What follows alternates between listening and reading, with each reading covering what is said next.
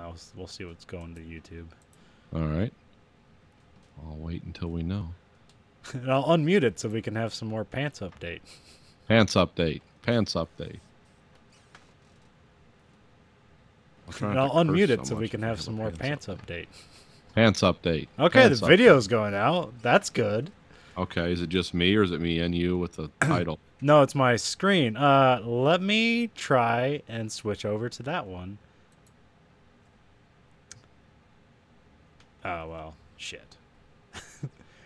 Whatever. What happened? You need another computer? No, I need to put my you know how we couldn't see each other, or you couldn't see me, but I could put myself in the corner? Yes. I would have to do that again, but this way there's at least the banner down below. Okay. Let me go back there. Let's see if it looks like everything's going. Let's see if the audio's all right. This way there's at least the banner down below. Okay. Okay. All right. Okay. All right. Yeah. Okay. Yeah. We're going out to YouTube, and we got the banner there. And then, if I want to switch things around. Oh, and I can. Oh, and now I can fuck around on my computer because it's not going to see everything I do. Oh, okay. So that's always nice. That is nice. You can get out you can get pornographic pictures in the corner while we're talking. Start thinking about that. Or is it? Is it? Oh no. Okay. Yeah. So I can look up things on my computer without doing anything. All right. Yeah. So we're live. All right, we're live. Hello, everyone.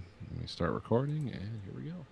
From the industrial wastelands of Michigan to the fruited plains of Iowa, this is the American Greed.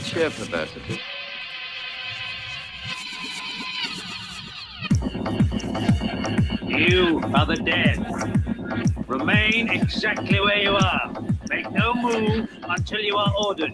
We burn them to ashes and then burn the ashes. That's our official motto. Now we can see you. Clasp your hands behind your heads. Stand out in the middle of the room.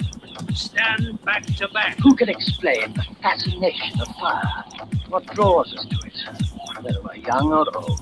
Here comes a candle to light you to bed. Here comes a chopper to chop off your head.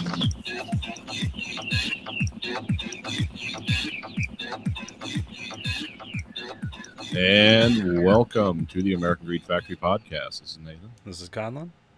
And tonight we have many things to discuss. And hopefully we'll get through the podcast. At least I hope. That's always fun. We can actually complete what we started. Me and Andrew had a long conversation about video games, though. Well, that's good. I think we ended. I was talking about that Echo game, and I'm not sure if I ever completed the conversation with you. What was the only video game? It was a driving horror game. What's it called? Of course. Yeah, you're basically your character's in a car the whole time, and you're driving away from people. I want to say Twisted Metal. No. It's like a horror survival driving game. Horror survival driving. Oh, of course, I was going to mention this and not be prepared. Why would I be? Let's see. Well, I've been playing a horror survival game where you use a car, but I don't. I'm trying to think. There's Zombie Driver, but I'm not sure if that's what you're talking about. I said horror survival. My computer auto-corrected it to horror survival. How to survive your horrors. What's this game called? Because I watched like a bunch of videos on it. I was like, that looks kind of cool. Of course, I'm not getting any. Well, it sounds so unique. I don't know why it's not coming to mind.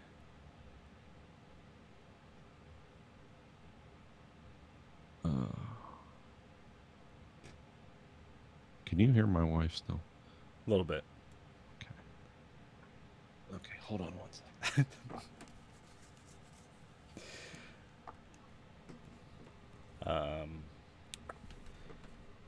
A horror? Yeah, so I've been playing State of Decay 2, which involves surviving in a horror setting. Let me see if I can find this, because Grayson showed me it. I think it's a game in development. I don't think it's out yet. Oh, okay. But they had some development videos.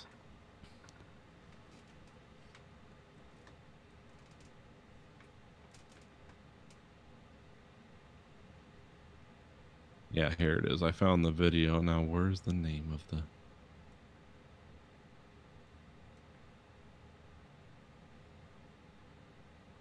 Is the game called Beware?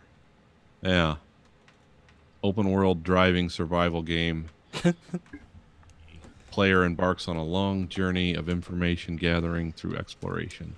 Okay, yeah, it's basically like Minecraft but with cars.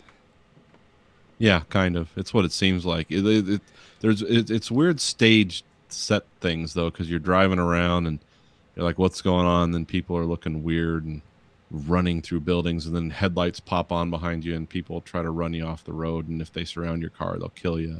And yeah, it's called Beware. It's not out yet. It's a demo, but that looks interesting. It's a cool looking. Yeah, I guess for those kind of survival builder games, that sounds something. Because those are like on PC, those are a dime a dozen. Oh, okay. That's like those are the games that are in early access for like 5 years, and like, oh, we're finally releasing. It's like, didn't you already sell 10 million copies of this fucking game? Yeah. Because there's like that. There's one called The Forest. There's one called Rust. There's one called Ark Survival. Oh, so this is nothing to get excited about. This stuff's essentially in development hell. And well, they're usually done by small teams, but they usually get like on Steam, like they'll be like every week there'll be like some new like indie like survival builder game. Okay. Yeah, you could. I mean, there's that, and there's like what was it called?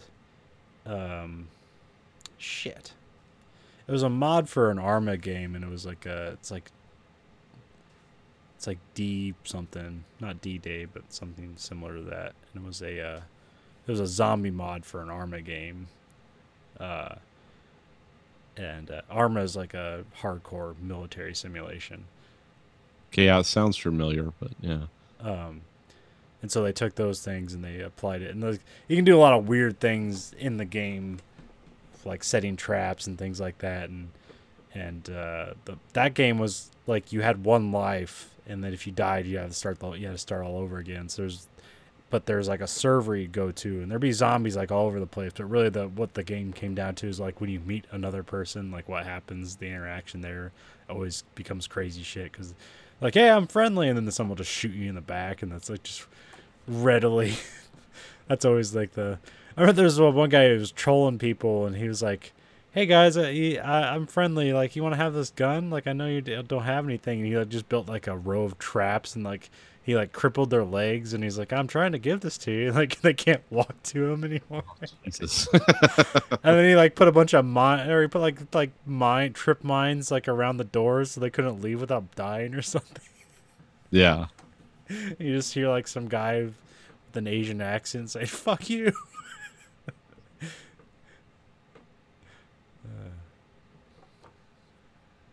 Yeah, it is a demo. But that seems interesting. At least it's the driving angle is new. At least that's new.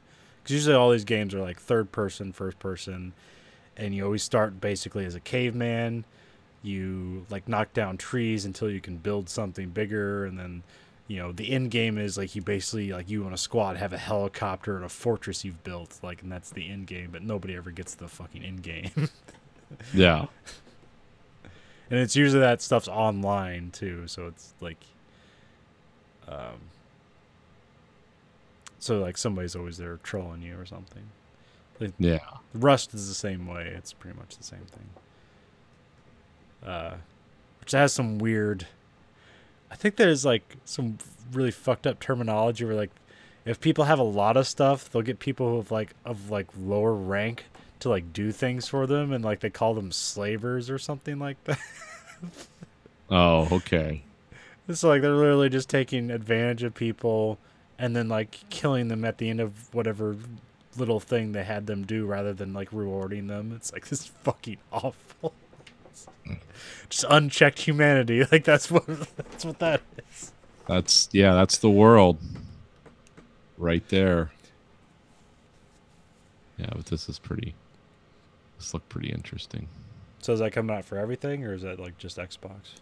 I was on the was it the PC Gamer website? So Okay, yeah, that's probably PC. yeah. Okay. And so they made all these templates, and like then somebody like hit the release button or whatever, and so like all the templates were viewable to the public.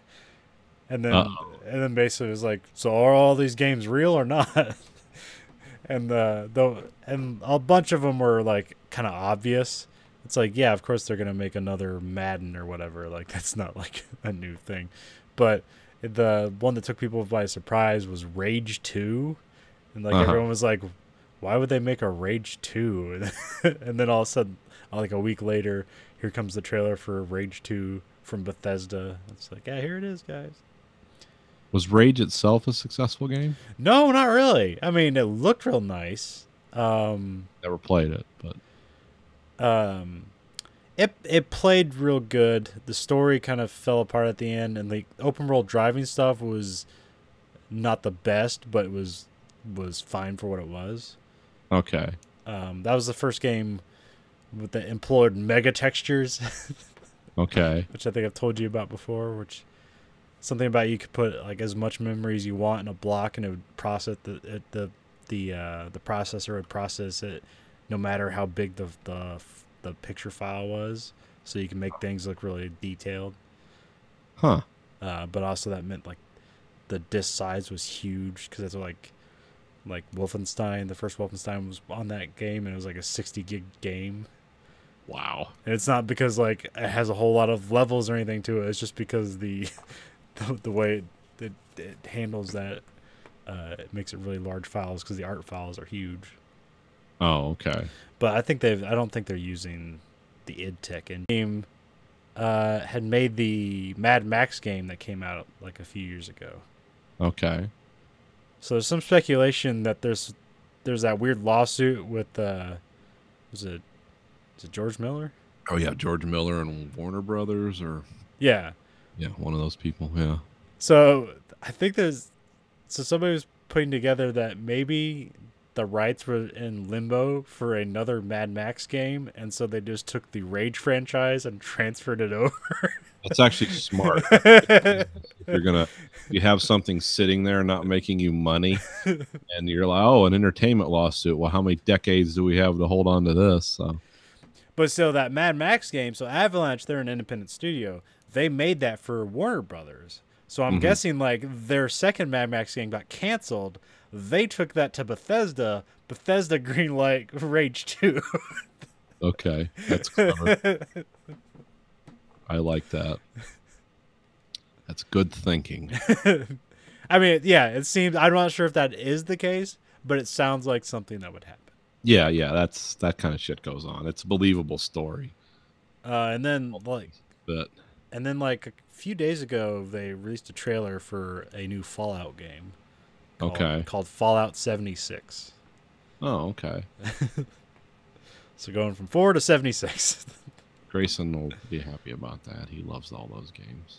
Well, and also, especially, Fallout especially. It's Fallout and the Elder Scroll games. Yeah, the Elder Scroll stuff. Just like, oh, it's an infinity of like, how many hard drives do you need to save all that shit now? Well, I think with the Elder Scrolls stuff, because I heard they were talking about a giant bomb, and it sort of makes sense. I was like, why don't they just? Because you figure like, okay, they make a Fallout game, then they make an Elder Scrolls game. Because they've been like putting Skyrim on like every platform they can fit it on at this point, and re-releasing it for like $60. It's like, all right, when are they just gonna make a new Elder Scroll game? But apparently, like, there's some sort of limitation. Like because they made that MMO Elder Scrolls game, like they have to give them some breathing room before the next Elder Scrolls just kills that completely. Oh, even though it wasn't really successful, we just can't drown the baby with the new game. Yeah. Yeah, because Grayson did not like that Elder Scrolls. So that's probably why there's not like a new Elder Scrolls, and instead they're doubling down on Fallout. But I don't think the way people are talking about it, I don't think this new Fallout is necessarily like your typical Fallout games. It makes it sound more like it's a build and survival kind of thing, where you have to because in the lore, the Fallout Shelter 76 like it's supposed to open up after 20 years after the war, and like they're supposed to try to start rebuilding civilization. So that's the lore for the 76 Fallout shelter. Okay.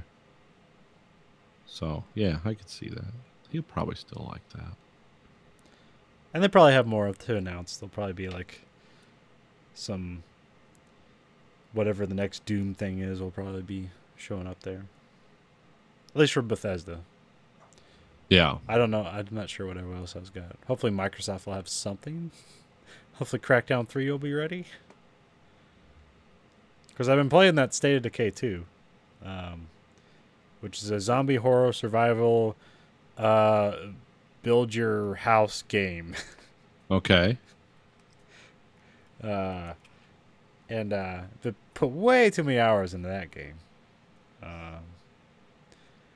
They don't. There's some things they don't like tell you about the game. Okay. Which makes it frustrating and also kind of interesting. Like this is how you figure. So basically, you go around.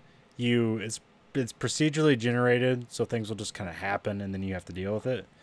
And so you pick up more survivors, and you kind of just go out on runs to try to get more stuff. And you kind of have like stuff that's like, hey, you have weapons and things like that, and you have like parts to put things together. Okay. You can have an infinite amount of that stuff. It doesn't matter.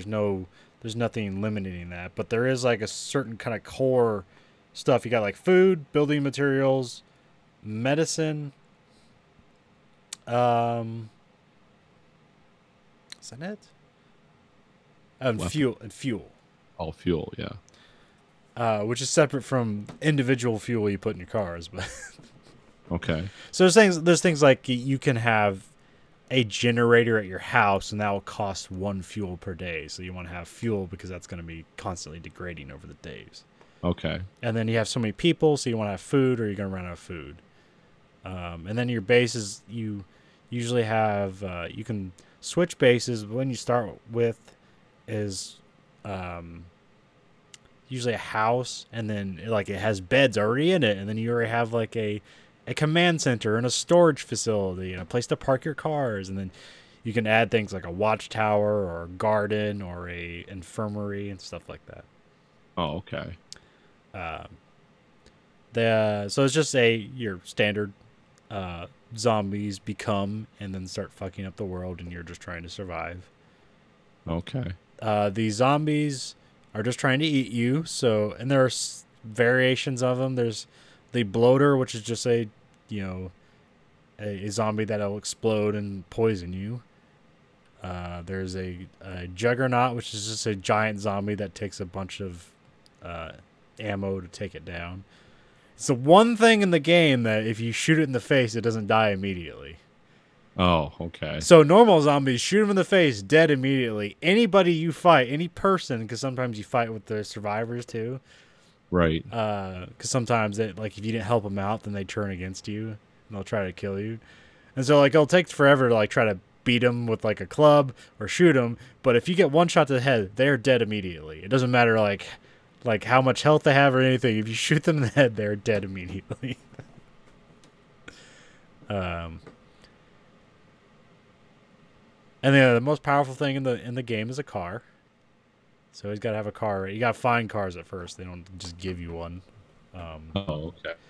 You'll figure out things like, oh, there's a gas station. There's going to be fuel there. So you know to do things like that. And eventually you'll find cars just kind of randomly. And you just have to figure out, like, oh, I'm going to go on a trek and to get that car and bring it back here. I think at some point I had like 6 cars at one of my houses. All barely had any fuel, but, you know. So one of the things you can do is as you're driving along, you can open up the car door and just like hit zombies with a car door, and that will like keep your car from like taking a lot of damage and blowing up if you hit them with the car door. That's a good idea. And so if you have a partner with you too, they can open the car door too. So you just have these wings and you just drive around clipping zombies with the car door. That's funny. But then there's a second type of zombie. It's called a blood plague zombie, and it has red eyes. Because the regular zombies don't... Like, the only way you can turn to a zombie is if you die, and then you just come back as a zombie. The zombies don't infect you. these ones do infect you, and you have to like cure it within a certain amount of time. And they're kind of like the big thing that happens. These things called plague hearts, which is just a mass of bone and sinew and flesh that glow, and you have to destroy them to stop the blood plague zombies. Yeah, I'm looking at that right now. That's pretty weird. And like, so all you have to do is you're in an area, and all you have to do is kill all those blood plague hearts. You have to find them, so you have to. There's different things you can do, different ways you can find them. You can radio in, you can call people, and they'll like find it for you, and then you just go kill it. So I was in the first area, and I thought it killed all of them, and like these icons popped up on my map as like there's like a windmill in some other place, and I was like, I'm gonna check over here and see what happens when I go here. And it says like, all right, we're gonna pack up your shit, and like we're gonna take it to the next area. I was like, all right, cool, because I thought that's what you did or something. Oh. And then I get to the next area, and they totally fuck me. So I get there, they call me for them. They become like neutral or like friendly towards me, and then they did not. I emptied all entire clip into like all these people's heads, and nobody died. I was like, well, this sucks. And I couldn't just like be invited to join their community. I couldn't just kill them. Like, there's nothing I could do. So then I had to like wander around to try to find a new place, and end up getting like, I had like 8 people, and like 2 people got killed on this trek to go to find a new place. Yeah. Eventually I found it, and crawled my way back from there. So now, and I killed all the plague hearts in the area, and now I'm in the end game, where I think eventually there's an assault on your base by a bunch of zombies and people, and that's the end of the game. Huh. And then from there you can start a new community, and you can take people forward from your previous game. That's pretty much the game. Yeah, it looks interesting. Kind of looks like, reminds me of BioShock. I wouldn't say that. Zombies with the glowing eyes. Yeah, I guess, yeah, somewhat, yeah. Graphically, I mean, it looks similar. I mean, it's a pretty small studio. It's only like a $30 game, but it's pretty sophisticated for what it is, but it's also janky as hell, so. Oh, okay. Yeah, I heard the update for it is 20 gigs. Jesus Christ. Yeah, 20 gig update. But it gives you a choice of like, hey, where do you want to start the area? And it was like valley, plateau, and I'm not sure like how the things work. And I was like, a plateau, because then it'd be harder for the zombies to get to you. But all that did was it just made the area I was in like more rocky and harder to drive around. Oh, okay. So like constantly rolling the car, and like if you just hit a rock wrong, then the car will just like fucking just like turn over or get stuck. But in the valley area, you can pretty much just like, because in the plateau area, I'd have to take the roads the way they were designed, because there's like no other way without fucking up your car or getting it stuck. Where in the valley, you could basically just like make a beeline for your target and just like break through fences and shit. Like you can drive through a river, because none of the rivers are deep enough to actually like stop your car or drown you. Okay. So that made it a bit fun. That made it easier to drive around and a bit funner. Until I got my car. I was driving in a river, and there was like a down tree, and I got my car stuck on a tree that was just down on the ground. That sucked. I had to leave that. There was a shotgun in the trunk and a gas can. I just had to leave it, man. That would be frustrating. But yeah, so that's State of Decay 2. Okay. Well, that sounds like fun. I have Game Pass, so that was free for me. So. Oh, okay. Yeah, that's even better. That's what makes it the most fun. This one, it's free.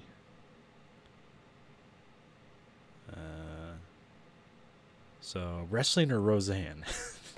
Talk about Roseanne. All right. Yeah. So Roseanne Barr this week intelligently decided to text out that someone who used to be, what was their name? Jarrett? Let me get the facts of this right. She was supposed to be on Joe Rogan, but It's like JM or something like that. Weird name. Because I think she just used his initials. I don't think she said his name. That was a woman she was talking about. Oh. Well, that works too. Yeah. Let me find her name. Whoever they're talking about. It was initials. Michelle Jarrett or something like that.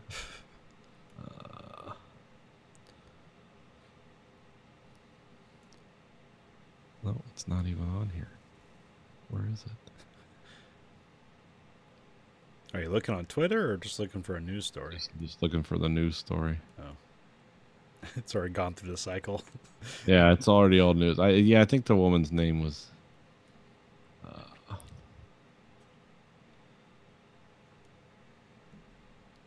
I know I recognize the name. She was one of Obama's...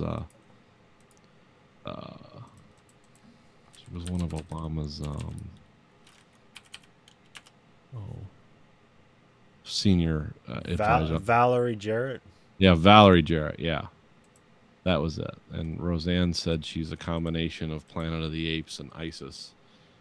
And yeah, then the people that were the show that was or the network that was running Roseanne they said they don't want it anymore. ABC/Disney. Yeah, Disney doesn't want that anymore. Weirdly enough, though, they don't own the show. She does, so it Yeah. could conceivably go anywhere, but it's probably not going to. No. Well, that's what. Well, yeah, like you just said, she owns the show, right? Or she owns Yeah. the characters. Yeah. So, yeah, because I heard some people are like, oh, we're gonna give the cast they might get their own show. I'm like, no, they don't. 'Cause she owns all the fucking characters. So unless you just want to give the cast a new show that has nothing to do with Roseanne. Or John Goodman just becomes Archie Bunker. But I think is it ABC? Is that All in the Family? Is that ABC? sure. Roll back into that. Yeah, but this was something that I don't think anyone should be. I don't know if anyone was hugely surprised at this. No. I know I wasn't when I heard it, because it was like, oh yeah, well of course she did. She's been spouting insane conspiracy theories for years, and she's someone who says offensive. Donald and Wanda Sykes and what's her name? I want to say Wendy something. I can't remember. Yeah, I forget. I remember she was like the showrunner, and she left the show recently. Yeah. And it's like, oh, and then I think after that tweet, Wanda Sykes said that she was quitting the show too. Yeah, she was done. Yeah, this is their ABC's #1 show this year, so obviously this wasn't canceled just for this reason. There's a slew of other reasons behind this that aren't used as an example. Oh yeah. Yeah, I mean, did you ever see that Roseanne reality show they did a couple years ago before this? No. Yeah, it was her on the wherever she was in Hawaii on her coconut or pineapple farm or whatever. It was her and her husband, and she excuse me. She was just a crazy person there. I mean, she would just rant and rave and say crazy stuff. And it's like, oh, it's Roseanne. This is what being a brilliant comedian and a cocaine addict for many, many years, this is where you wind up. Well, I remember the last time, before she did the show, she did that interview with Mark Maron, and that was pretty interesting. But that whole thing was about, she had a documentary she did where she ran for office, and she just covered hey, here's how you run for office. Which seems, I never watched it, but that sounded like a good idea. Yeah, I think I know what you're talking about. But yeah, she I don't know. I guess it seemed to me like the writing was on the wall here. This is not going to end well. And especially with her just wild ass, her weirdly disjointed political opinions. And the weird Trump reaction where it's we demand an apology. We're not excusing her behavior, but we demand an apology from Disney. Yeah, is anyone surprised by that? Don't worry, Last Man Standing's coming back, and Tim Allen won't say anything crazy, will he? Will he? I don't know. No, Tim Allen's more of I don't agree with his politics, but he seems more like a conventional.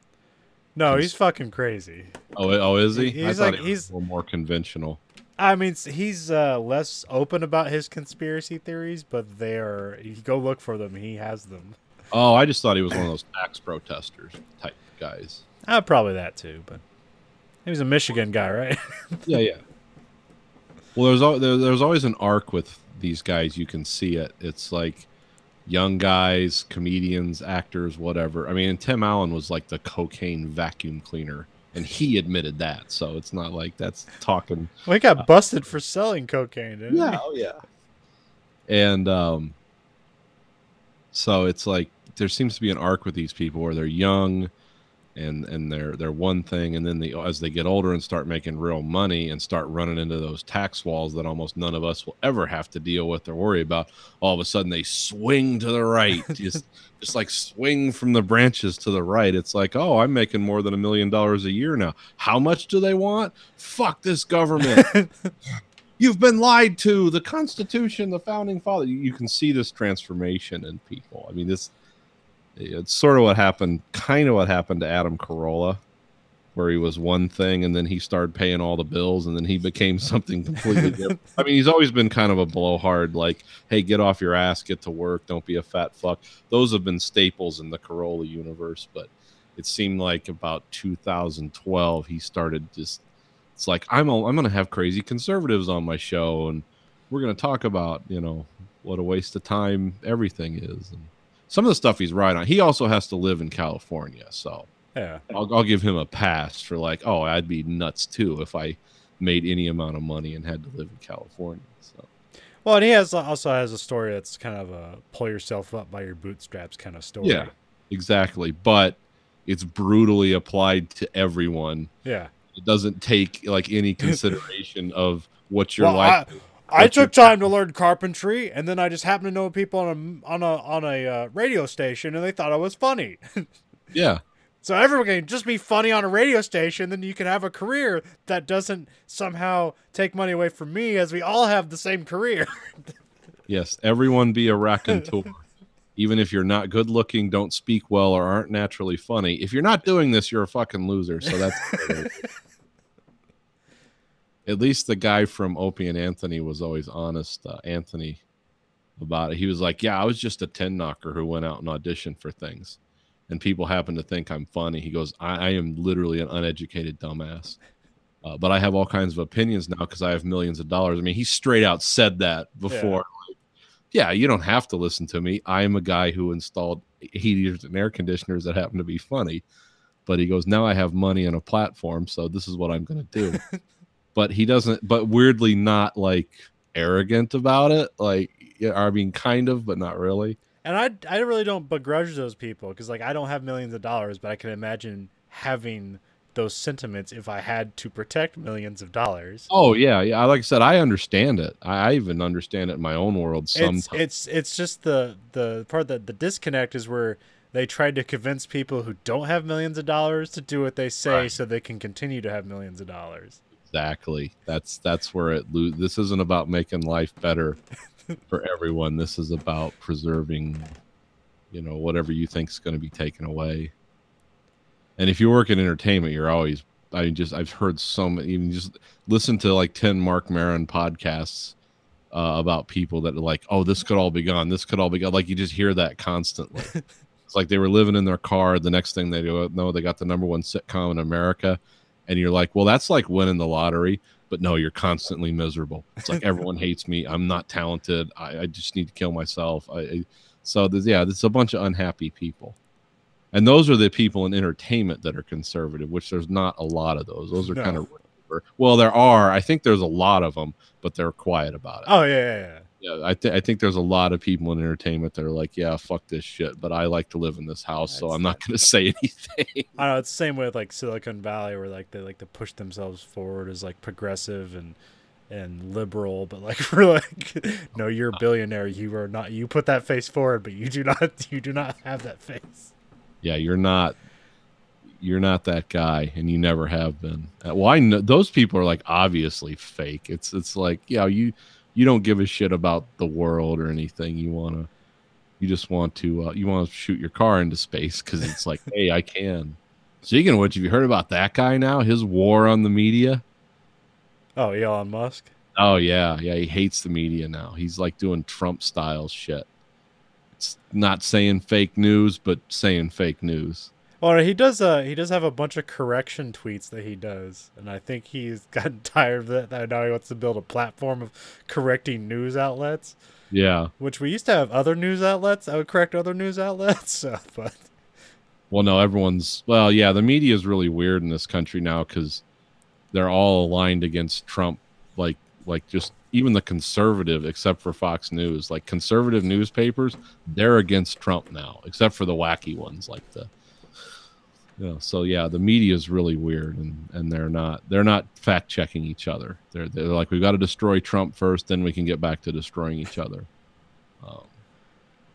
And also, whole industry's in flux. They found their golden goose with Trump, and they're like, our ratings have never been higher. Yeah. It's kind of like not exactly fake news, more of just exciting news. Thin sliced news. Yeah. We're going to take this thing and we're going to slice it so thin so that we have 24 hours. 24 hours of daily Trump.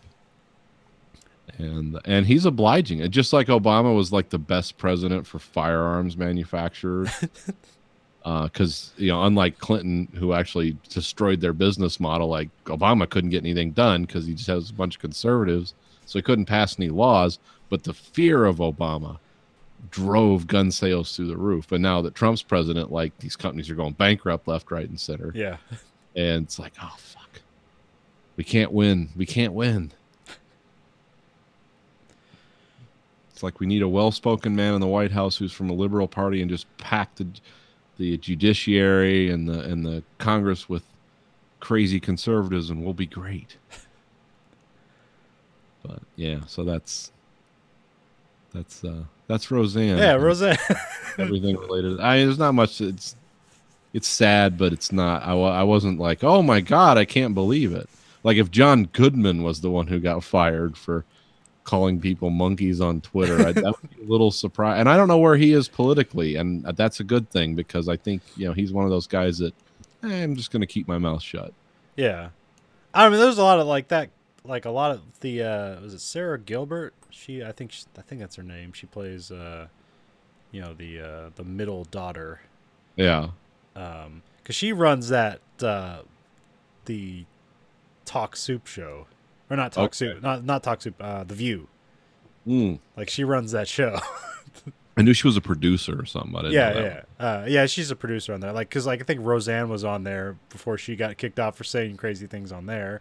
So this is not uncommon. Oh no, Roseanne it's the faces of Eve. They should just fucking recast Roseanne with Rosie O'Donnell. Yeah. Before she says something crazy and gets kicked off the show. That should be the arc of the Roseanne show. There's a different Roseanne every, they always got to have some crazy one in the bullpen. Because as soon as this one says something crazy, we fire her, and then we just launch into the next episode and wait for it's like that's the whole Roseanne thing. It's like, how many of our cast members can we lose for their racist and or insane, Who's our guest lead this week? Yeah. It's like a soap opera almost.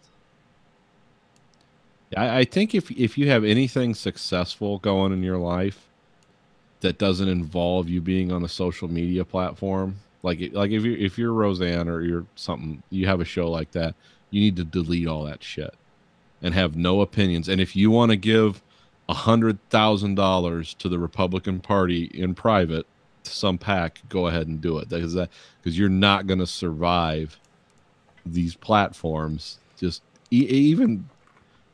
I mean, any political opinion, because if you're too far to the left, you'll get people coming at you. If you do this right wing stuff, it's like, if you value your career, don't have a social media presence.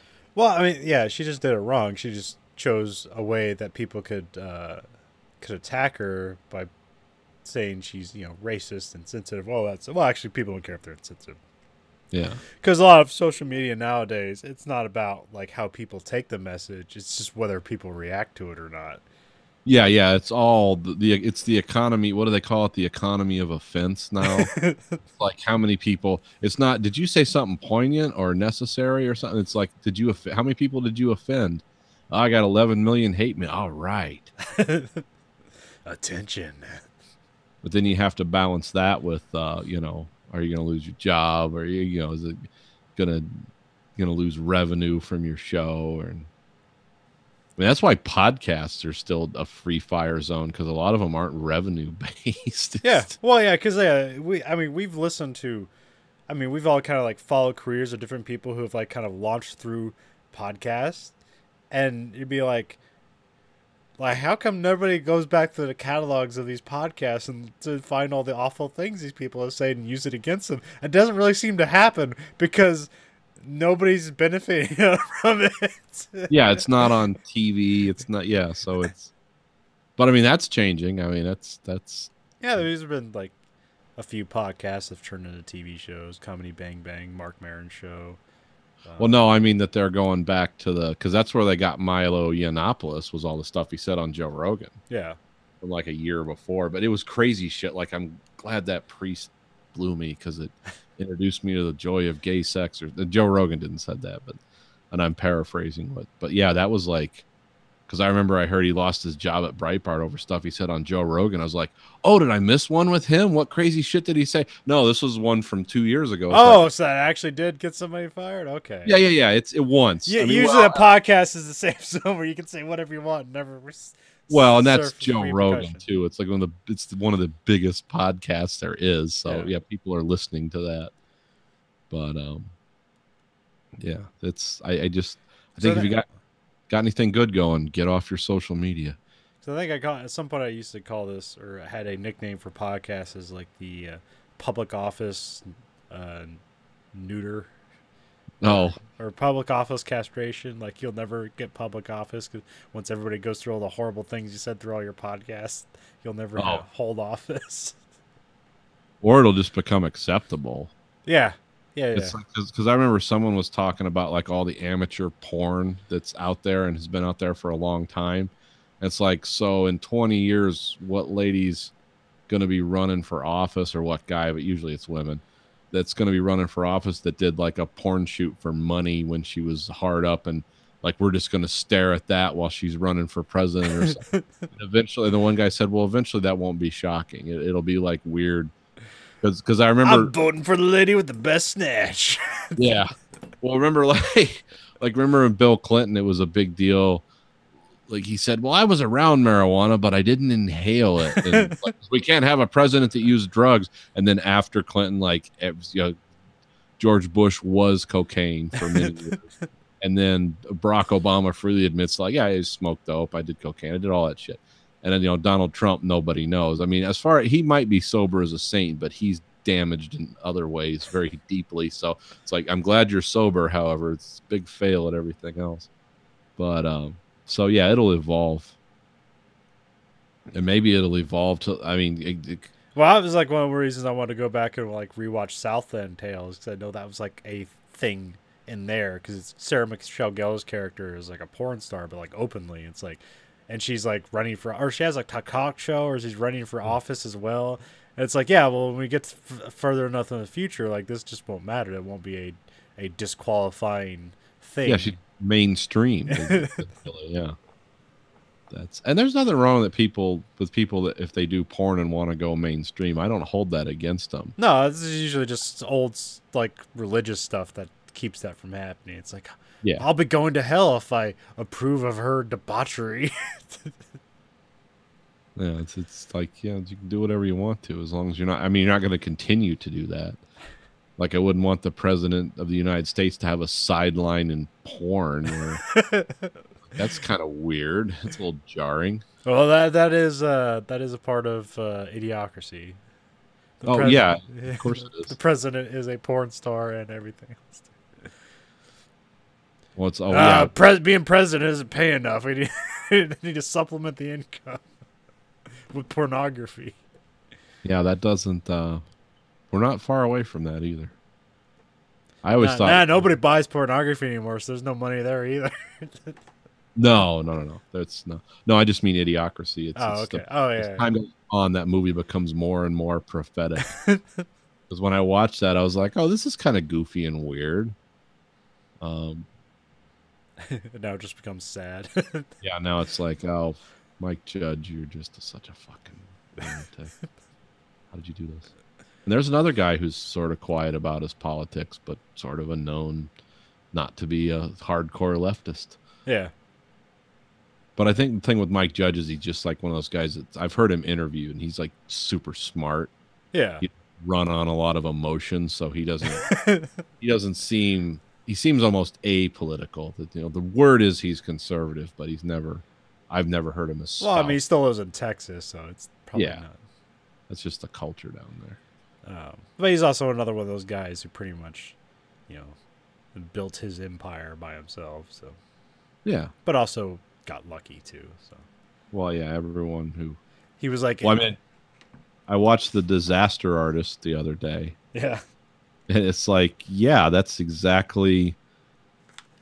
your chances of being successful in film. It's like you better luck getting hit by lightning or struck by a meteor. And this guy just happened to have all this weird money where he could, had this weird money and this kind of strange vision of like, yeah, I can make this movie. I'm number one American. We can do this. That movie, it was kind of sad but funny. Like the whole thing is like, this guy really believed in something. Yeah. He definitely, like, no one was going to stop him from having his dream, regardless of how fucked up it was. And was a guy who was obviously intelligent and well off. And it's like, but it's like you picked the exact wrong thing to do. He chased his dream and he had no qualifying. Anything that qualified him for whatsoever. It would be like me saying I want to be like a model for Calvin Klein jeans or something. It's like, yeah, you're completely not qualified for that. But and then people going like, how are you going to work towards it? It's like, I'll just throw more money at it. It's like, are you going to work out or anything? Like, nah, just throw money at it till it happens. Keep heaving bales. And in the end, like it said, he did make money off this. Oh, yeah, because, it became a cult classic, weirdly enough.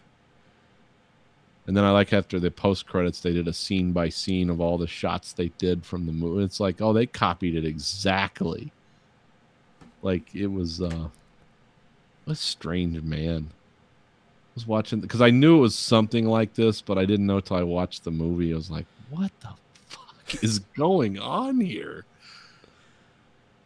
I mean, it was like a weird comedy in real life. Yeah. Oh yeah, the book gets more in depth because they just have like the weirdest friendship. Because it is like a genuine friendship, and also it's like the worst thing that ever happened to both of them, and the best thing.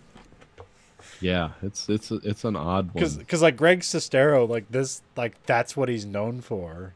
Like he was like, well, like when he was like, because they tells a story in the book where he was like, supposed to be like this new, oh fuck, what's that guy? I can't remember his name. Chris Traeger from Parks and Rec. I can't remember. I can't remember his name. Just a handsome young person, like he was supposed to be new that thing, and then like, and he did the movie basically suspecting it'll never get released, and then that becomes the thing he's known for. Yeah, that's it. Like this complete clusterfuck. And then like 10 years later, like he wrote that book, and then that becomes the thing he's known for is the book. And like they recently did a movie together where it's like basically all the weird shit you'd think that would happen between them. They just basically made a movie about that. Okay. Where like Greg Sestero's like standing in the middle of Hollywood holding a sand. And he's like he's covered in blood, but it's like not necessarily that he's actually covered in blood, but this is just his trick to get money from people.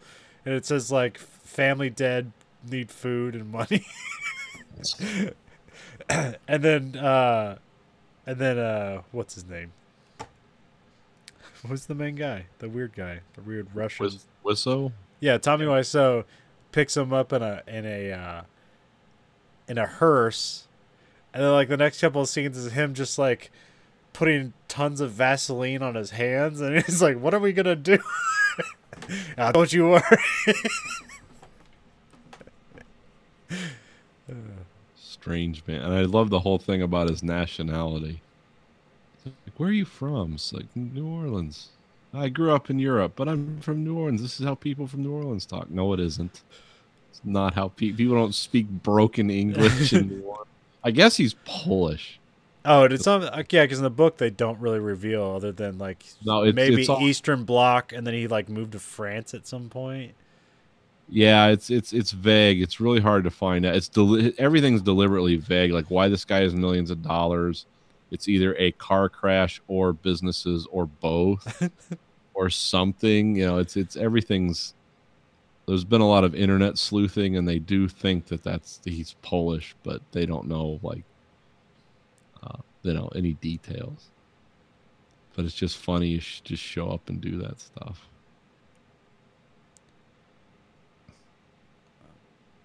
And then if anyone asks, it's like, oh, why are you so nosy? Why you want to know so much? Your business. Don't tell anybody about us, Mark. yeah, just in the drugged out, zoned out way the guy talks. It's like, this is so weird. What is this? But yeah, believe in yourself no matter what. Something will happen. It might not be what you think, but something will happen. Well, it's kind of interesting how he's like turned it around, because like he genuinely thought he was making the best American movie. Like he thought he was making Citizen Kane. And then everybody laughed at it so hard. He's like, hey, everybody likes it. Cool. And like he knows that it's a piece of shit in some way, but he knows that people like the way it's a piece of shit, and he just rolls with it. Piece of shit that's ever happened. Because he went up after the movie premiere and he was like, "Yeah, everyone likes my funny," because he was upset in the theater when people were laughing. Yeah. Then he goes up there and they have their talk out in the lobby, and he's like, "Everyone likes my funny movie that's not supposed to be funny." People were clapping and applauding. It's like, yeah, this is. And Seth Rogen was an interesting character. And I didn't realize Hannibal Buress was in it for a short piece. The guy who's like, do you want to rent this equipment? No, I just want to buy it. Okay, digital or film. Both. It's like, what the fuck are you talking about? It's like shooting 2 movies. Yeah, it's the what was the first and only movie to be shot in film and digital at the same time. Yes, because there's absolutely no reason to do it. Nope.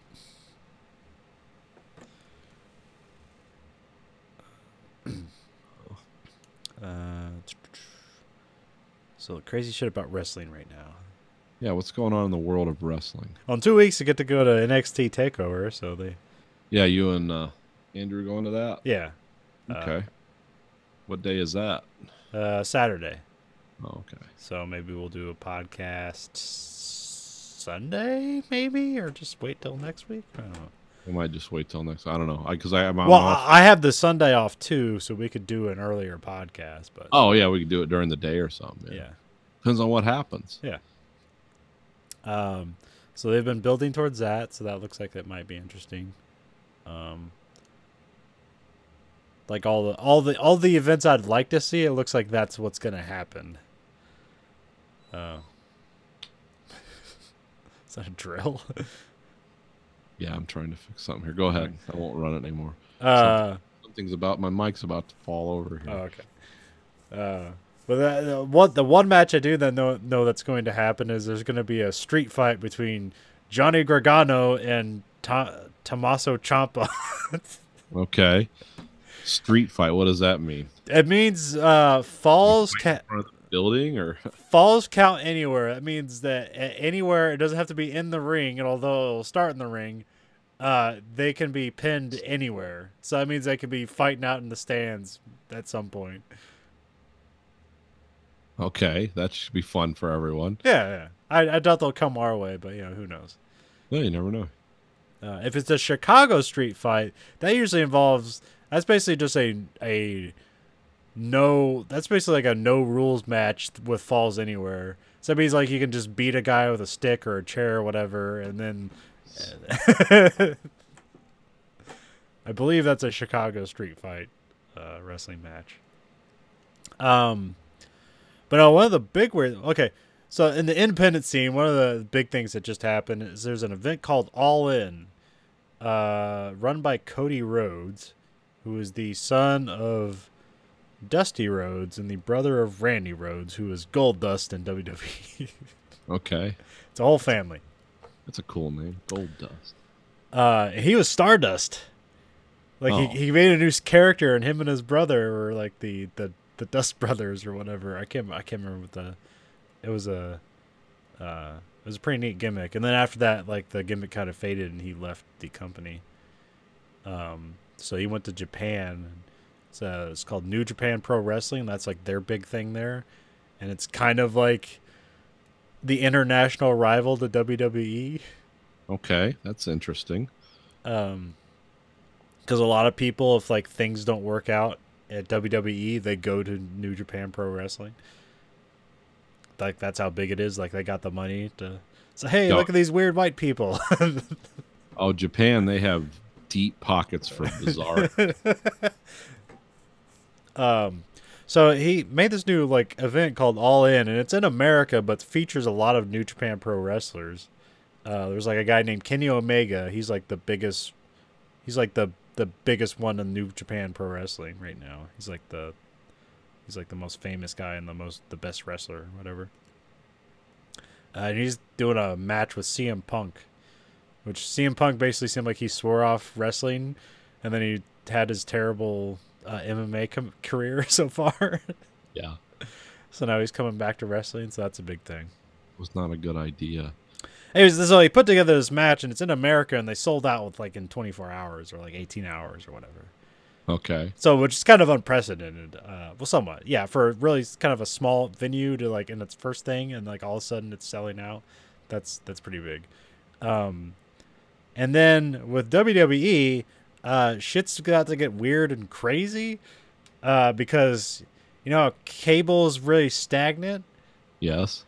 Well, so now they're doubling down on viewer bases. Like the viewer base for WWE is like considerably lower than when it had been at its height. But it is a user base that they can rely upon. Okay. Smaller but consistent. Yes. So both their shows, you have Raw and SmackDown, so SmackDown has been everywhere. It started at UPN, then it was at Sci-Fi Channel.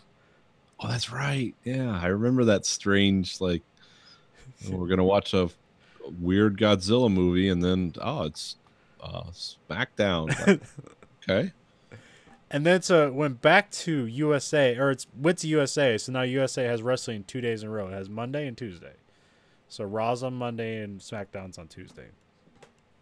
So they recently had this upfront events. The upfront event is basically when all the people that put on TV shows, or at least the network TVs, like gather people together, and you have to like dance for your life to keep your TV show around. So there was like some scuttlebutt, like, is SmackDown not gonna, because like USA just doubled down on Raw, so they're gonna give them like something like $6 billion over the next 5 years. Wow. And then Fox just are gonna buy SmackDown for like the same price. Just buy it out? Yeah. Not really buy it out, but they're gonna give WWE $6 billion okay, to put on the yes. Yeah. Okay. Which is pretty fucking crazy. Yes, $12 billion is not a bad get for any business. Maybe Apple wouldn't be happy with that, but that's about the only one I know of. And then like somebody was explaining it, what makes it so crazy is these are kind of unprecedented numbers, but it means, so like one of the things about the pay-per-view events is that they put more money towards the pay-per-view events so they can kind of do more stuff and bigger things. Right. Whereas the televised shows, like they spend less money on it, so like not as big things happen. They're not gonna do big gimmick stuff. But now they're gonna make more money per show than they will on the pay-per-views. So now the regular show that used to be cheaper is gonna have more money than any other pay-per-views they ever do. Wow. Well, okay, wrestling fans. You got it's on steroids now. And it's just because, people are dropping off cable.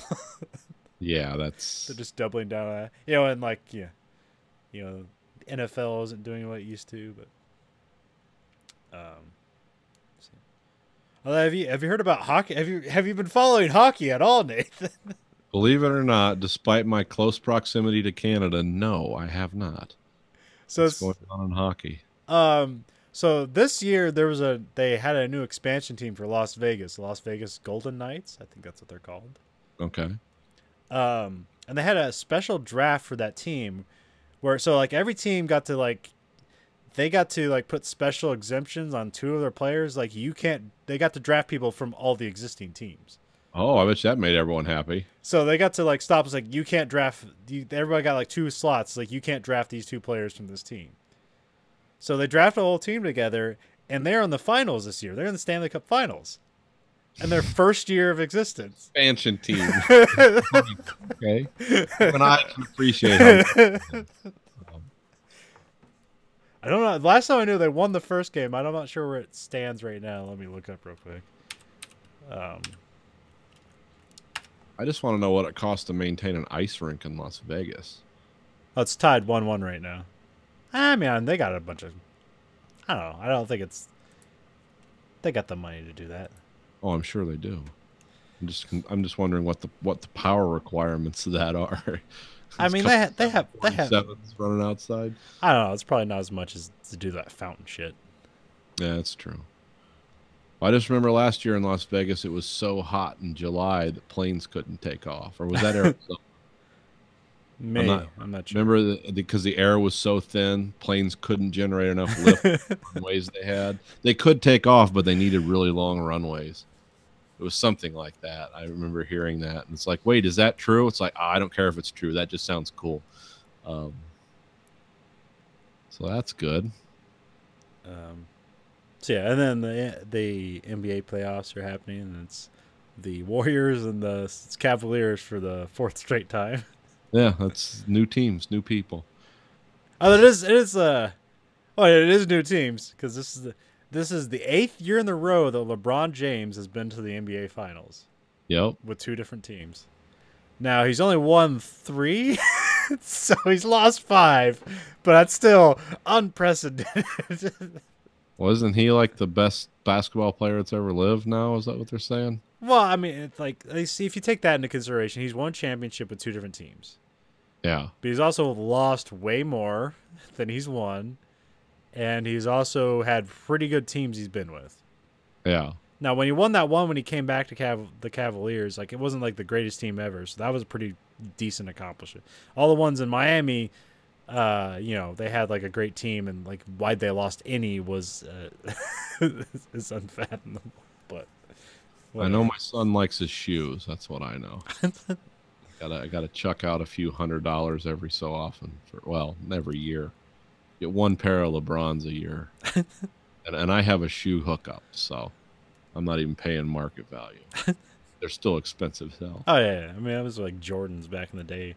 Jordans were still $120 in the 90s. That's fucking crazy. Yeah, I know people that. I know people have multiple pairs of those in the box from that time. Yeah. Like they bought them, stuck them in a closet in the box, never wore them.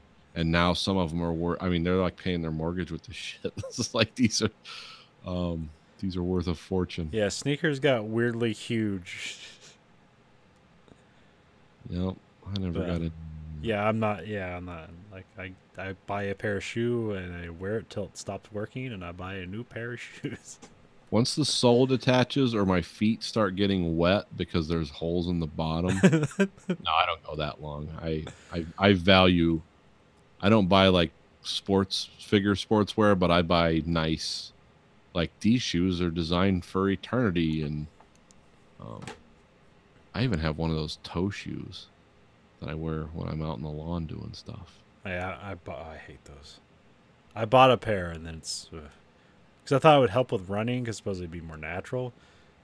But because they barely have cushion in it, it's like somebody taking a sledgehammer to the back of my heels. Yeah, I don't know. I never did a lot of running.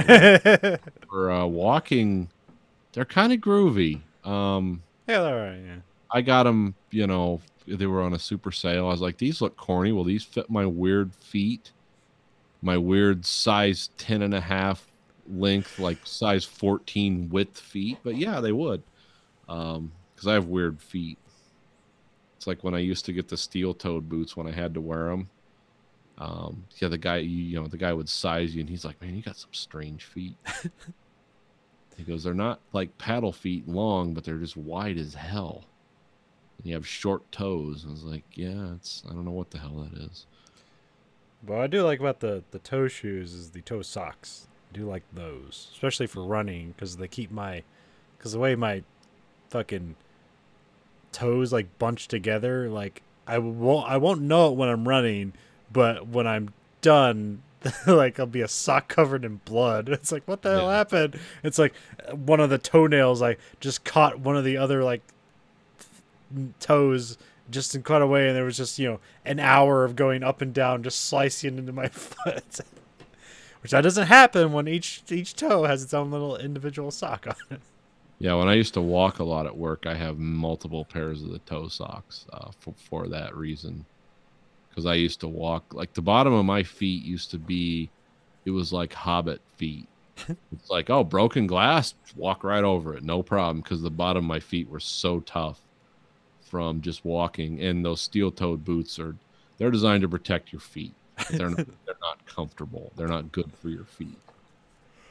Because now I don't have to worry about that, so I wear like, you know, earth shoes and crazy shit like that. But and I'm not exactly rubbing a lot of rubber off of them, you know, driving a forklift. But that's why I drive a forklift, because I don't want to have knee, hip, and shoulder replacement surgery in my mid 40s, which that's going on with guys right now that I know. Because they worked on the line for years, and it's like, I'm not doing it. I don't know that driving a forklift's better, but I don't know. I mean, not being 300. Let the machine do the work.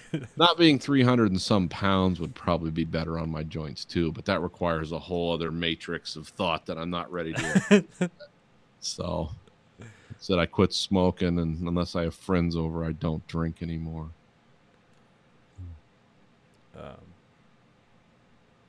Oh, no, I randomly just decided to finish watching the rest of season 1 of Star Trek Discovery. Okay. What'd you think? I didn't really like it. Really? I haven't watched it yet.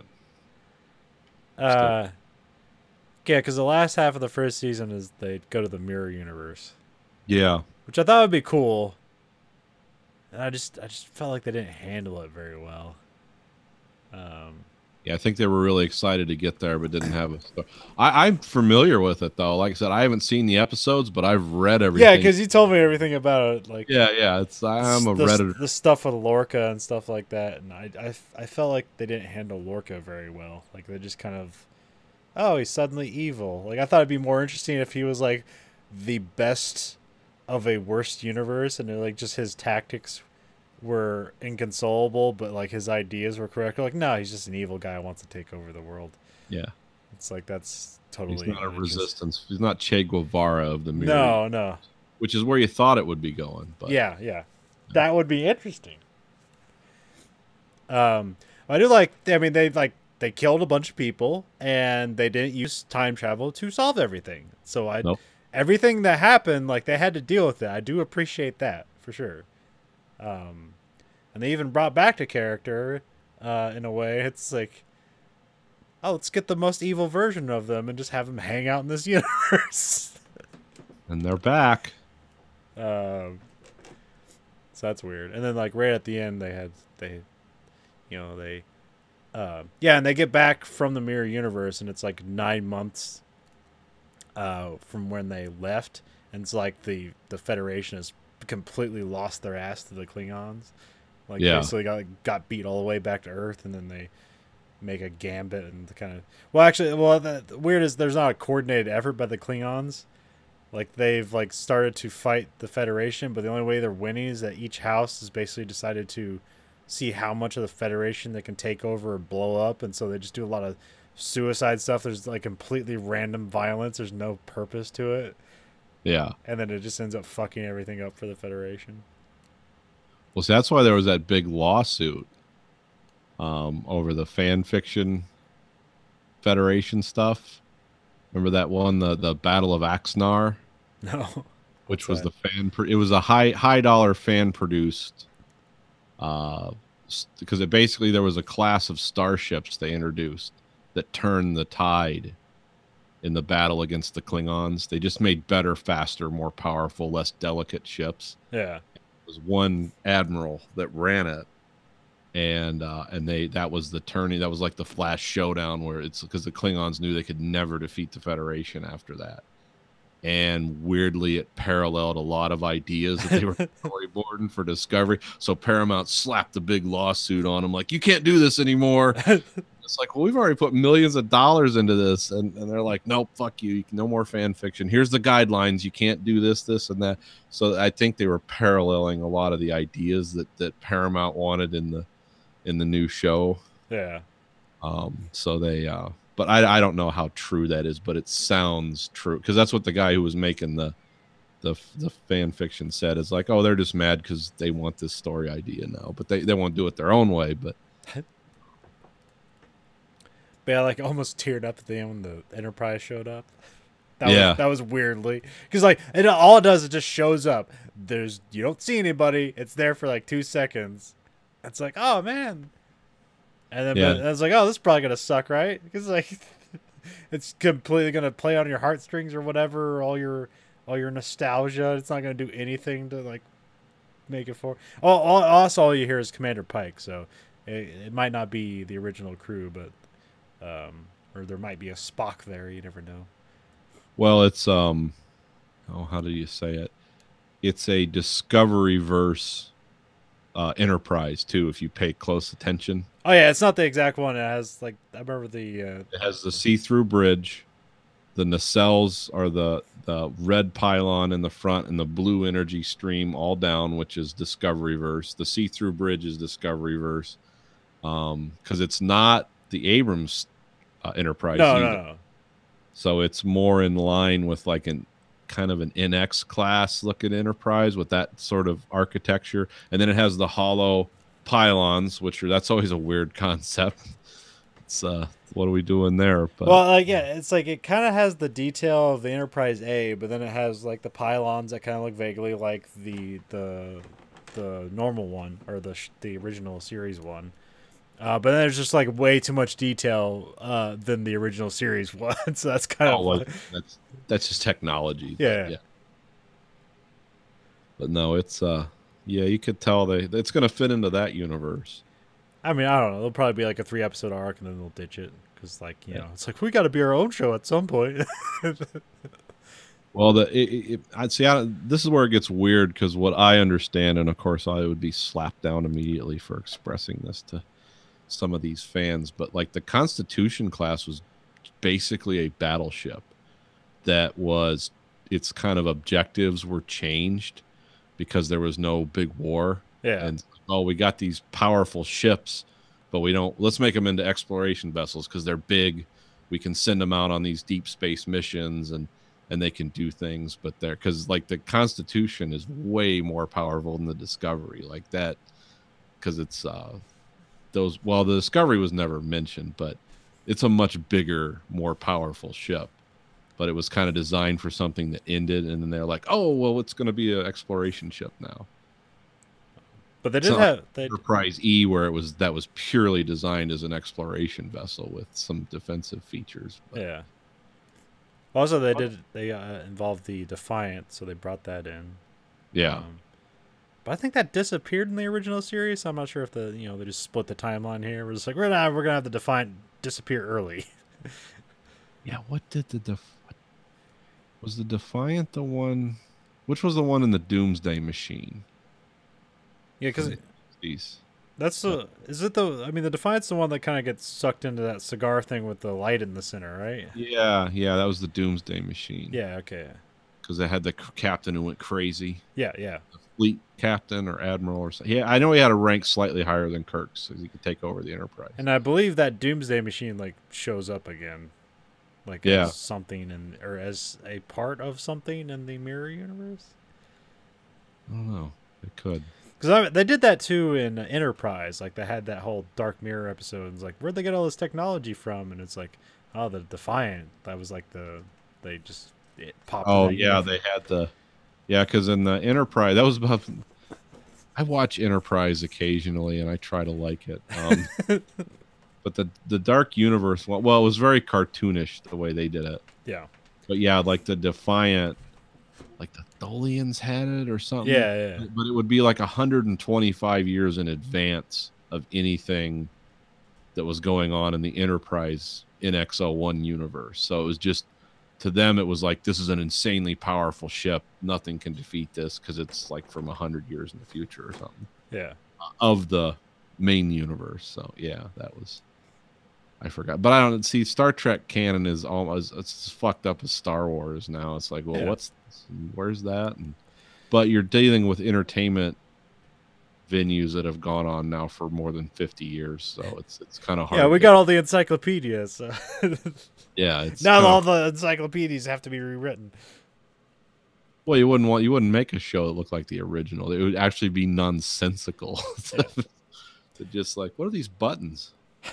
Who presses physical buttons? So yeah, no, I'm waiting for those to hit Prime, and then I'll probably watch them. But I'm for reading, I'm familiar with all the episodes and what happens in them. I mean, it's a well produced show. It just is a lot of things that seem very un-Star Trek like, but it's still like a well produced show. I like that they do take chances. Like people have to deal with repercussions of the actions they make. They don't just solve things with time travel. It's like, it's everything set back to normal. You can like everybody. It's like, no, but it's also it doesn't necessarily feel like your Star Trek universe. But that's what we have the Orville for. If you want that old Star Trek feeling, we got the Orvilles out there. Yeah, the Orvilles actually made me watch more Next Generation episodes. Yeah. Because like in the original Star Trek and the movies they made, the motion pictures they made, I'm pretty good up to a point. Like I'm on pretty firm ground. But Next Generation, DS9, I get a little vague about like, did this happen? Did that? Oh yeah, because the Next Generation was just a lot of series of unconnected stories. Yeah. And Deep Space Nine had a through line, but I remember it didn't stick with me. It was murky. It was like, why do we hate these people? Oh yeah, because of that happened. But yeah, I don't. So I'm more of an original series movie type guy.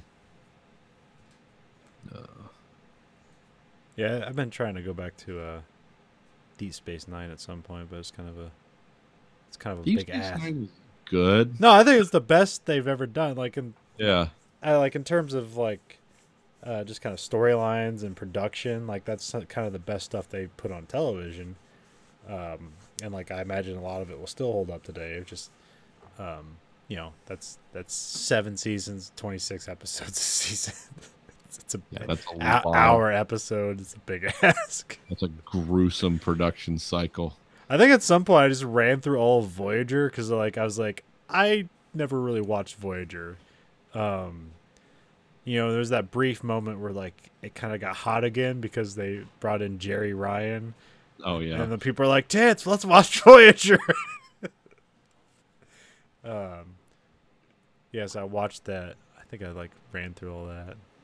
Voyager was always fairly consistently good, but it never made you, for some reason I never wanted to like, I got to see the next season. I got to see the next episode. It's like I will watch 5 of these in a row.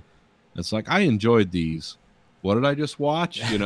Some of it didn't stick with me. And then some of it got really, Voyager got dark. Yeah. For a while, like they explored. Well, it became like around because First Contact was a big hit. It's like, Borg are just zombies in space. We can have an action movie, and like that's basically what Voyager. I mean, even like that Star Trek that first-person shooter Star Trek game they came out with, that was a Voyager shooter game. Yeah, what was that called? First Team or? Yeah, it was Strike Team or something like that. Yeah, which actually that had a mirror universe storyline in it too. Well, it's like a ship like collided and there's like 2 ships combined together, and that was, you got to see all the weird Terran iconography on a like bridge of like an old Enterprise or Enterprise, a Constitution class ship. That was it was a cool moment. I remember that game. Elite Force, that was the name of it. Yeah, Elite Force. Yeah, because you had the mobile miniature photon launcher, which was like the BFG of that game. Yeah, so that was. But I think with Voyager is, I think they always had like good storylines and stuff. But I think around that time I was so like after all those encyclopedias and stuff like that, and technical manuals, I just really like the aesthetics of like kind of the Enterprise or like that universe. Yeah. And then like they intentionally go to a different place so they could have like new aesthetics. And I think that was what I didn't like, because like everything was just kind of like new aesthetics and like nothing really, like nothing, like I don't remember like any of the aliens in that quadrant or anything, or any cool ships that came out of it, until eventually they just brought the Borg back in. It's like, all right, let's bring familiarity back in here. Everyone in that part of the universe, the Delta Quadrant, I think it was. No, what was it called? Yeah, Delta Quadrant. Yeah, everyone there either flew things that looked like arrowheads with lasers coming off of them, or they flew like crap. Or then or like you said, that we run into the Klingon generation ship that they found once, and then the Borg, of course, had all the Borg, double helix or whatever the fuck they had weird stuff. And my favorite Voyager episode, though, I think it was called Year of Hell. Where remember the people could manipulate time, and they used all these advanced computer simulations to change time so it would benefit their civilization. Like they were always trying to prevent the extinction of their civilization. And they took one of the Voyager crew members, I don't know if it was Tom Paris or whatever, but basically what Janeway did was go around and gather up allies and up armor the Voyager until it was just like a battleship to destroy these time manipulating aliens. And then because Michael Ironside was the guest alien. Okay. But I think it was even a two-part. I could be getting this all wrong, but I remember, because like in the end, like Janeway dies, everyone dies, but because it was time manipulation, it just reset into. Oh, is that the one where it's like there's two Voyagers at the same time, and like one of them has to die and the other one has to live? Well, and that's where they got to kill like half the crew off in one Voyager, maybe those are different episodes. Those might be different episodes, but yeah, but this one was just about pure time manipulation, and they were trying to teach the guy from Voyager, like, it's really complicated to do this. You have to run these massive simulations because things could spiral out of control when you fuck with the timeline. And meanwhile, like, Janeway knows this, but she just gathers this army because these people are essentially going to wipe out everyone in the Delta Quadrant so they can continue to exist. Yeah. And she finally destroys them, and it resets time. But it was like it was the dark Star Trek when they start lighting. Instead of from the ceiling, it's a lot of indirect floor lighting. It's the same ship, same set. They're not even on red alert, but all of a sudden we got all this indirect lighting. It's like, oh, it's going to be a dark Voyager. We're changing the aesthetic of the ship. Just, we're not even at red alert. Just the lights are coming from a different place.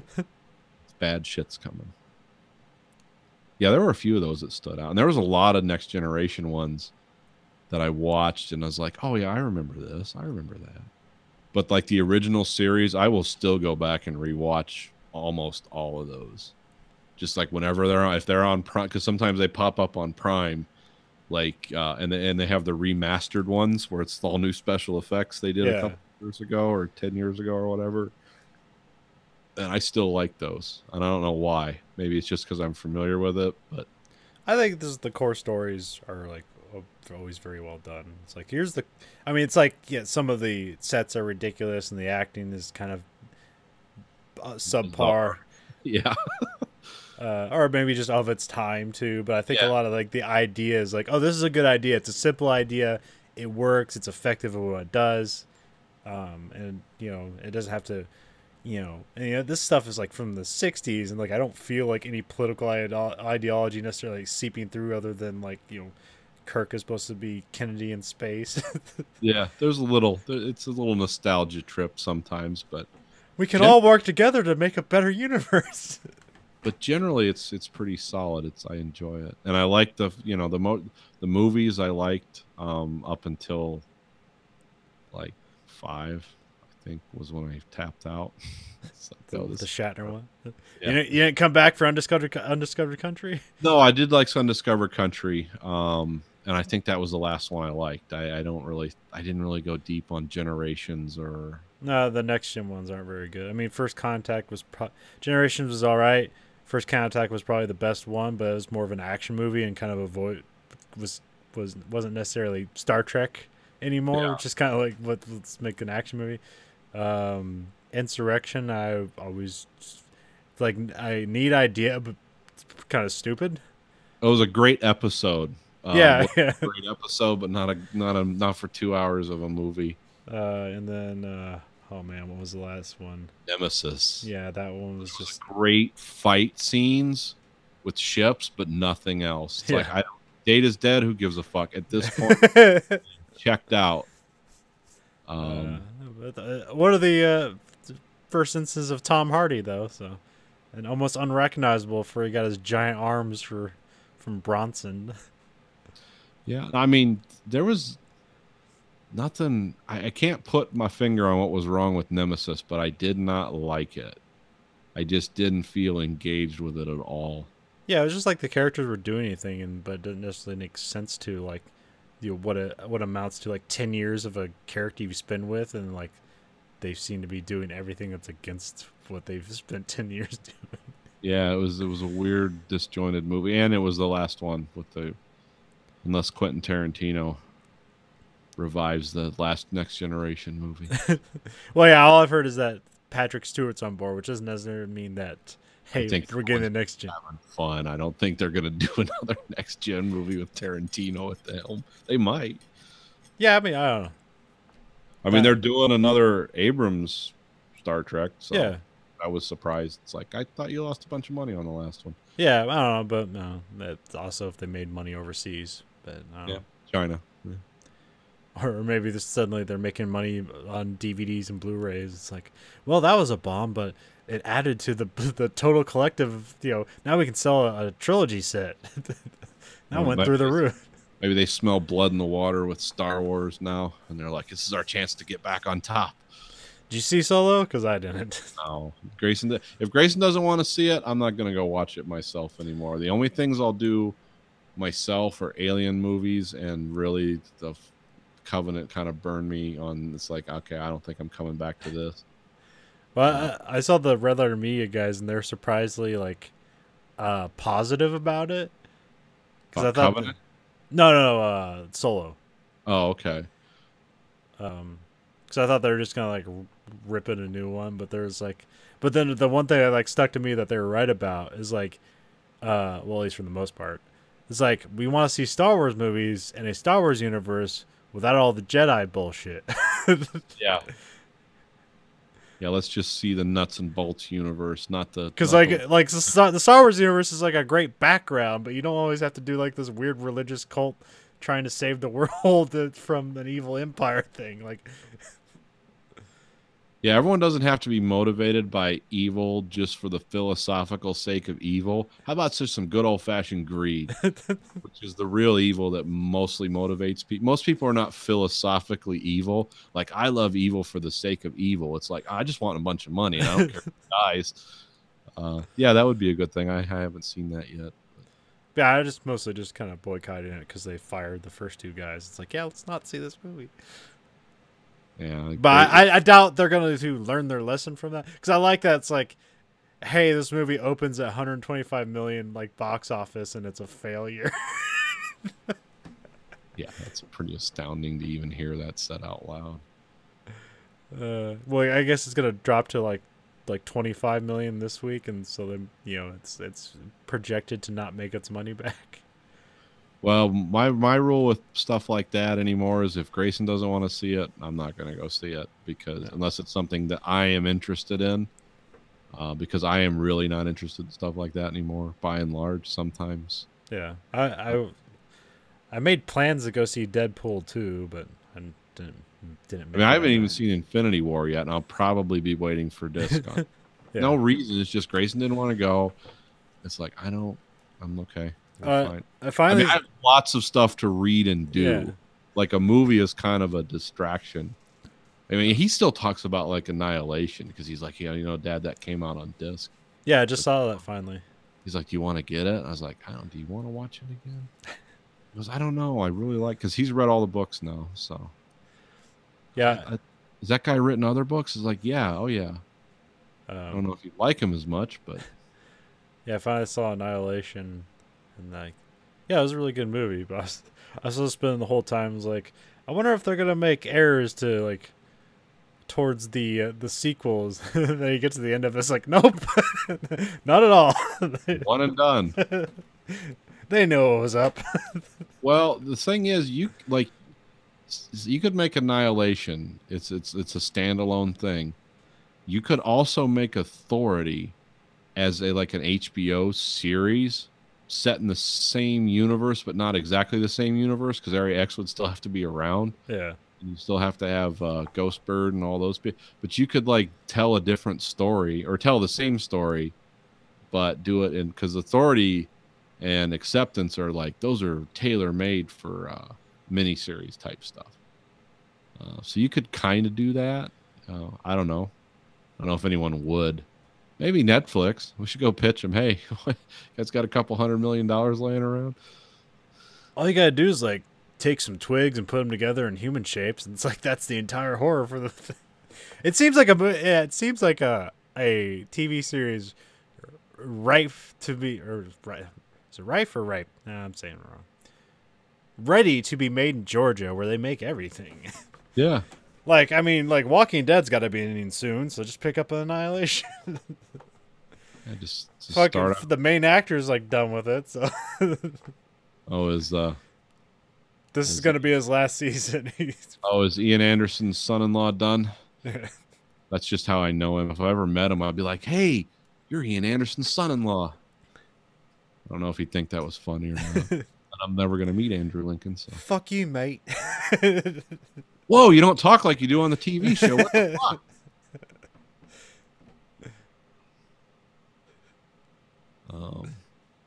Yeah, that's long overdue to end.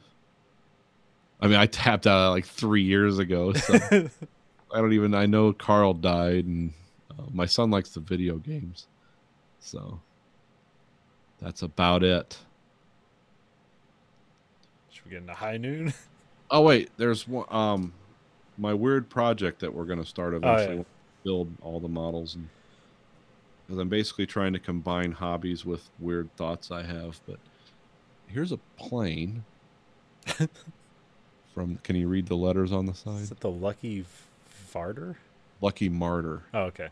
Yeah, this would be a plane that does aerial survey after massive nuclear bombardment, which is why it's called that. It may or may not be piloted by people, but it's from 2018, so it's the same timeline, or it's the same time we're in, but just some very different events happened in the 70s that have made the world weird.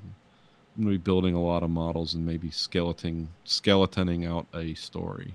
We'll see. But I'll probably need your help with CG. This is your Simon Stallhog. Yes, this is my like weird alternate history. I'm not an artist, so nor am I a writer. But yeah, I've been playing around with it. But I'll reveal. The next one's coming, and I'm going to build it. And then I'll do a fake newspaper article with pictures of it, and that'll start to flesh it out. I mean, I have pages of notes in my phone of things I've come up with, so we'll have to see. But yeah, that's your reveal, is the Lucky Martyr,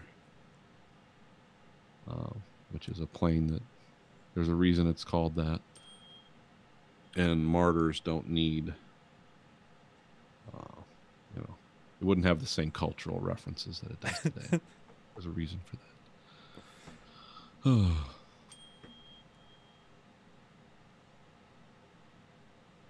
You got Is that a decal on there for the pinup model or whatever?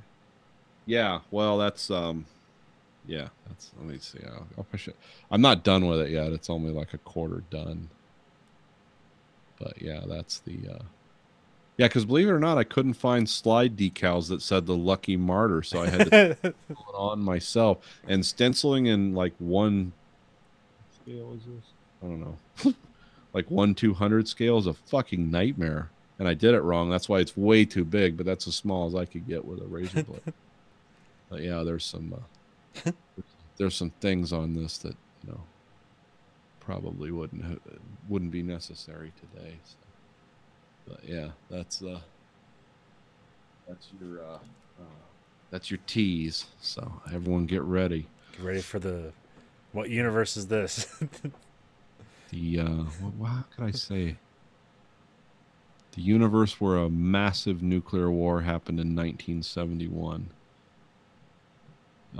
For weird and awful reasons. The salt verse. Well, no, it was an extremely one-sided nuclear war. Oh, okay. Yeah, salt the earth. Yeah. And strategic arm limitation treaty. Well, there's a reason that 1971 was picked, and it has more to do with my knowledge of whatever knowledge I have of the Cold War and what capabilities and limitations existed at that time. But I don't know if there's going to be elements of time travel or alternate universes in it or not. Probably not, because that would just get too complicated and muddy. It's just another nightmare. Getting a year zero to territory. Yeah, well, it just gets too complicated if you throw that in. You just have to assume, I guess, that some science fiction elements from World War II were actually real and reached fruition at one point. But yeah, it's basically the same world until 1971 with a few modifications to things we stole from the Germans after the war. But yeah, it gets pretty. But you have to look at the books and the pop culture and everything that was going on in 71. That date might move, by the way, or other things might happen differently. I don't know. Like I said, it's going to be a series of news articles. It's not going to be an in-depth fucking encyclopedia of the changed universe. So people can write their own shit into it. That's if I ever do it. I don't know. I just have to have something to think about at work because I'm losing my mind. It's been very, very hot and humid the last week and a half, so your brain starts bouncing around. But that's that. So anyway, High Noon. This is this is what happens when your browser collapses. The 1952 Western, starring Gary Cooper, Lloyd Bridges, Grace Kelly, and who's the other guy? It's the Wolfman guy. Lon Chaney, yeah. Yeah, that's it. Yeah. And I've never watched this movie, but a lot of movies I've watched and liked are based on this movie. Yeah. And this is kind of an oddball movie I put myself in the 1952 time period. And there's a lot of stuff about the Red Scare and all. I'm not going to go into that because I think a lot of that's hyper extended. Because even the script and directed the movie was like, no, not really. That's not what we were doing. But you can write that in there. But what I like, let's see this movie's basically about a guy. He is retiring as the marshal of this town, and he's married a Quaker woman who's committed to nonviolence. Is a lot younger than him. Yeah. Nothing weird about that. It's like, why is this 55-year-old man marrying a 28-year-old woman? Yes, maybe she sees something she likes. I don't know. So essentially, a guy that was put under the death sentence for crimes he committed in this town, arrested by this marshal. For some reason, he gets released from prison, and he's coming back to town to settle him and his 3 goons who are waiting for him. Yeah, the first person you see in the movie. Now, I correctly thought I've got part of his name right, but the first thing I thought was like, is that Lee Marvin? And I looked up, Lee Von Cleef. It's like, I got Lee right. Yeah, it's the director of the prison in the Manhattan Federal Prison, and the bad and the good and the bad, the ugly. Yes, so this staple, a very young. Yes, a very young him, had hair and everything. Oh yeah, it's like, who is this guy? But I recognize that face. kind of had a weird. This movie was also had that element of old Hollywood where it had an overture and a like a soundtrack, like a song. Yeah. The guy was singing, which at first I thought was kind of silly, and I was like, well, no, it works with this movie and this time. There was won an Oscar for that song. Yeah, it's not bad. It struck me as like, oh, we're gonna sing about what's happening in the movie. That's yeah, they did that, but not for that time. It isn't. But so it's it's an American Western, and that's all you can say about like the structure. However, the characters and the stuff that goes on, I actually thought, oh, this is kind of deep and cool. Because guess what? People don't want to get into gunfights. They don't want to volunteer to go shoot it out in the streets with fucking lunatics. And everyone acted that way to a certain degree. Well, the one guy, Lloyd Bridges, a very young Lloyd Bridges, by the way, was way too enthusiastic about it because he thought he had something to prove to the marshal because he didn't get picked to replace him. And then everyone else, except for the town drunk and a 12-year-old boy, was like, those were the only people willing to stand with the marshal. And he was like, no, don't do that. Just go. I appreciate it. But even though the people seemed kind of cowardly, and they were, it's like, oh, I understand. It's like, yeah, no one wants to, hey, you want to stand out in the street and hammer away at each other with big caliber revolvers, and an era when medicine involves lots of liquor and prayer. It's like, no, not really. I don't want to do that. Marshall, imagine that. And then they had the woman in there, the Mexican lady, who was kind of like, and the women in this movie were smart. They weren't there just to be slapped around by the men. That was kind of different. Or as much as they would be in that era. Or as much as they would be normally. They're not necessarily people who like carve their own path, I suppose. They don't have their own story. Everything's in service of, but for that time, it was probably. No, but they were strong characters, not just. I mean, they were very beautiful women, but they were also like, hey, we have our own motivations, and we stand by our men, and kind of, or we get on the train and leave. But why stay here till the shooting starts? Yeah. But yeah, this is actually kind of a cool movie. There's a lot of elements of this I like. But yeah, it's more subversive because like that's what people were. I was reading stuff about it where it was very unexpected Western because I can't imagine like what the trailer was like, but I'm pretty sure they probably just showed like 10 minutes of the fight scene. It's like, look, there's a bunch of cool shootouts. It's like, no, it's like an hour of this man trying to plead for a town to help him, and they don't. And then it's a shootout. And a smart shootout, too. Like, no one was walking down the middle of the streets, like, with tumbleweeds blowing by, like, draw your irons. No, these people were hiding behind stuff, shooting at each other. And, hey, guess what? When the guy's high in the barn and he's shooting down on you, you burn the fucking barn down.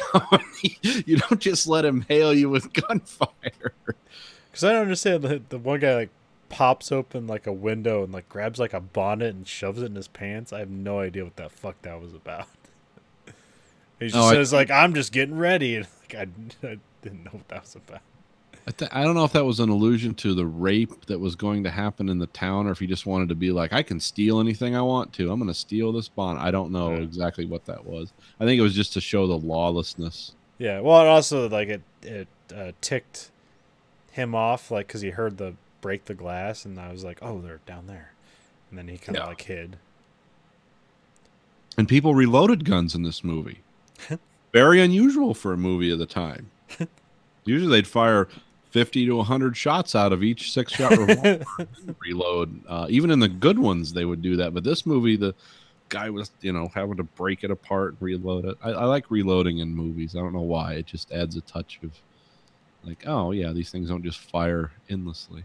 Well, yeah, that's one thing John Wick did really well. It's like, now the interesting thing isn't when a guy shoots another guy. The interesting thing is when a guy has to reload when only one hand works.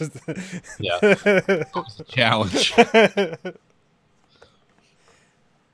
And in this movie, like the marshal's wife has to kill someone to save him from being killed. She completely abandons her values to save the man she loves. Again, not a helpless woman. Like, she was part of the gunfight. I mean, she shot a guy in the back. Through a window. But yeah, whatever. She's, as someone who's committed to nonviolence, that's pretty. I mean, I don't know if I could shoot a guy through the back or from a window, but yeah. So that was there's a lot of interesting things with this movie, a lot of interesting beats, and this movie replays in a lot of other movies that I liked since. Like, because this is, I mean, it's Outland is not a shot-by-shot retelling of this movie exactly, but it's pretty damn close. Yeah, I mean, it's him going around trying to get help while these assassins are going to be coming to town. Yeah. The only one that helps him is the crazy doctor lady. Yeah. I want to say it's called 3 O'Clock High. It was like a high school remake of this. Okay, I'm not familiar with that one. It's basically, it's like school gets out at 3 o'clock. A bully is going to beat him up at 3 o'clock, and he has to try to basically find a way to get out of this fight before 3 o'clock. Oh, okay. Is it any good? I heard it's good, but there's like no way to watch it. Oh, one of those. Okay. It was like kind of one of those early, like almost like a lot of the editing done in that movie is like where MTV got a lot of shit from. Okay. It's like I hear it's like if you look at that movie, it's like either see influential or ahead of its time in some way, but not necessarily. People don't like look back to that movie and like, this is where I got this from. It's kind of like, you know, an aberration of the time. I mean, because I think it's an 80s movie, so yeah, or at least early 90s or something. Early 90s, I believe. But yeah, so that was those are the two that come to mind. I know there's a lot. I'm not sure about 310 to Yuma, because that almost like that has kind of a similar thing to or is it that's transferring prisoners and there's a train or something like that? I have not seen either one of those. 310 to Yuma was more like a guy who didn't want to fight anyone, and I think he was just like a rancher. Okay.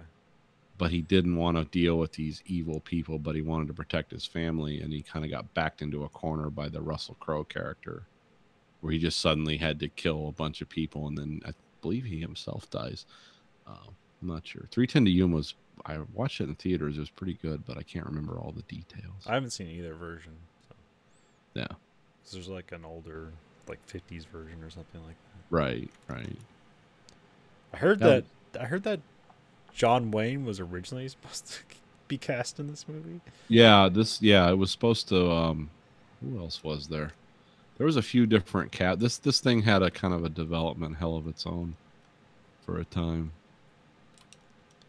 Because I think that's where like a lot of the Red Scare stuff gets dragged into it, because it was like John Wayne's politics like kept him out of this movie or something like that. Or he wasn't going to work with a commie or some shit like that. Not that the guy was communist, but like he just didn't deny it in the interviews or whatever. Yeah, well, he wasn't willing to throw other people. He said there wasn't a political message in this movie, but he wasn't willing to throw people under the bus and just be like, oh, no, they're all a bunch of communists. He realized it was kind of stupid. And this was kind of, what would you say? Like, this was almost like a 24 episode, not exactly. Oh, yeah, it was real time, right? Yeah, pretty close to it, yeah.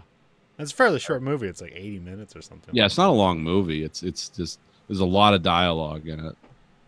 And basically trying to convince people. It's like, hey, I protected you for years. He's like, nope, sorry. Not my family to raise. It's like, well, they're going to murder everyone in town and burn it. It's like, well, we paid we paid all these taxes to pay you to protect the city. Why don't you just protect yourself? Where's our money going? It's like, I'm married and I'm not the sheriff anymore. Fuck you guys. So, yeah, I like the proto-libertarians in the town hall. Yeah, because like he could have just left, but like I guess if he just left, they were just gonna raise hell in the town or something. And they would have followed him. I mean, if you're that nuts that you're gonna like come back to town with your posse, it's like you got it in for this guy. Because, like, I think the mayor or whatever, somebody was just like, just leave town, dude. Like, we don't need you anymore. But he felt compelled to stay there and fight the guy. Oh, what else was weird about this movie? Oh, originally it was supposed to be shot in color. Huh. And they started, there is some color film of it, but then they went back and shot it in black and white. They thought that would work better.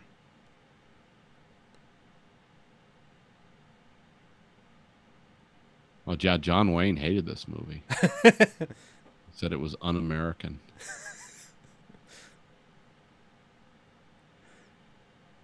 Yeah, I like when he throws the star down in the ground at the end. It's like, fuck you guys. I did it anyways. And the movie just ends right there.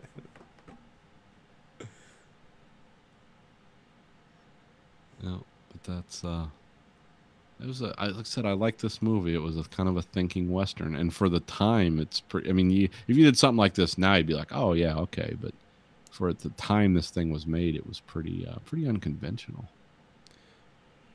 And is this the oldest movie you watched, or any of those Kurosawa movies get to this date? No, this is like 50s. It's like early 50s. Was all the Kurosawa? So it was all the 60s? 60s, I think. Okay. I think, yeah. Yeah, so that's probably the oldest movie you watched. This is the oldest movie I think I watched, and I really enjoyed it. I mean, I know Gary Cooper is a really good actor. Yeah. Sadly, this was one of the movies he made in his declining years when he was in a lot of physical pain. Well, he was 50. It's like, oh, he's 7 years older than me, but like he's 7 years older than me in 40. In the 50. Yeah, so that's like he's 90. He's like he's in dog years.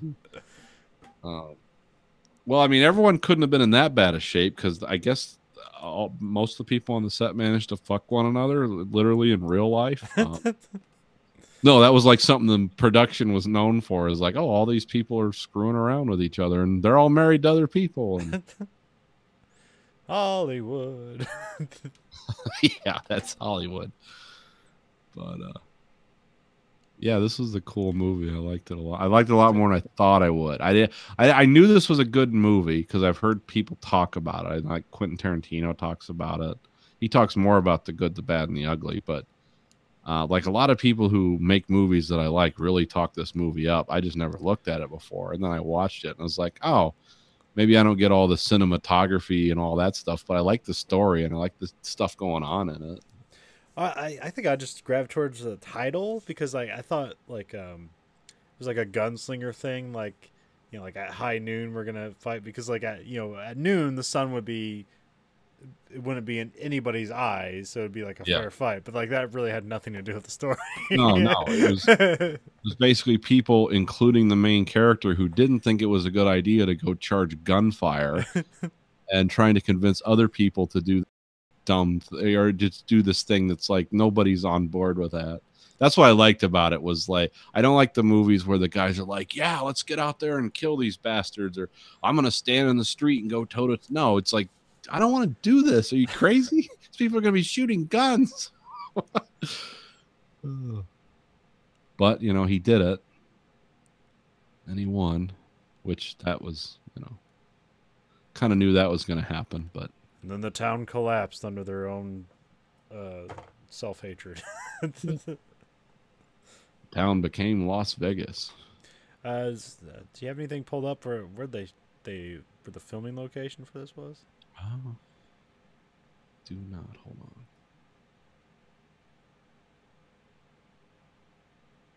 Southern California. Okay. It wasn't really like a big vista kind of western. No, it wasn't the big the wide open spaces western.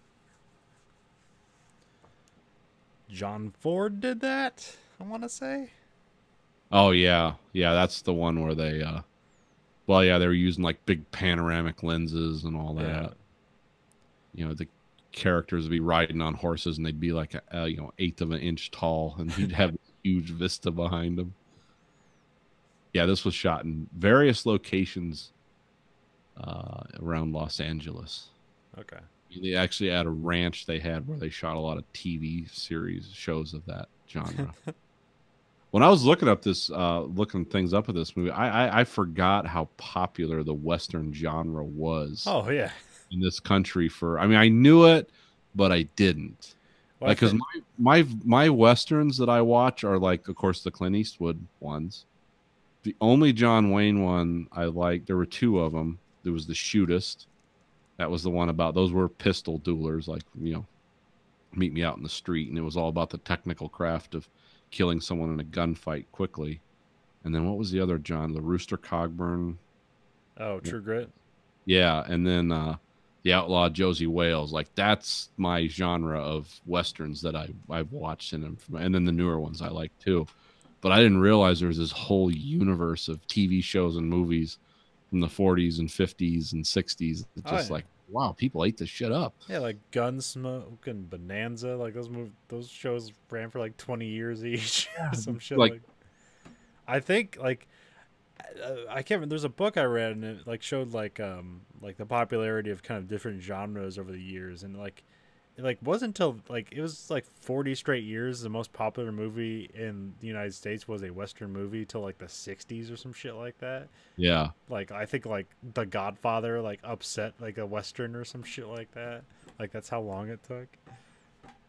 Yeah, because now it's like it's still around. It's still a popular genre, but you don't see like TV shows. Now everything's either weird science fiction or murder type shows. But yeah, the Western. We got Westworld. Yeah, it's almost a parody of that's science fiction. But yes, in a Western setting. But yeah, I was just amazed when I looked. Like I kind of wonder, like the original Westworld was like they did that like on purpose. Like okay, all these rich people are gonna get old and they're gonna like revert back to their childhood and they're all just gonna the Westerns they loved. Like it's probably got something to do with it. Yeah, I forget. Like I said, let's see, the original Westworld, directed by Michael Crichton, beautifully cast with Yul Brynner, best Man in Black ever. What else was there unique about? Oh, first CGI effect in a movie ever was in the original Westworld.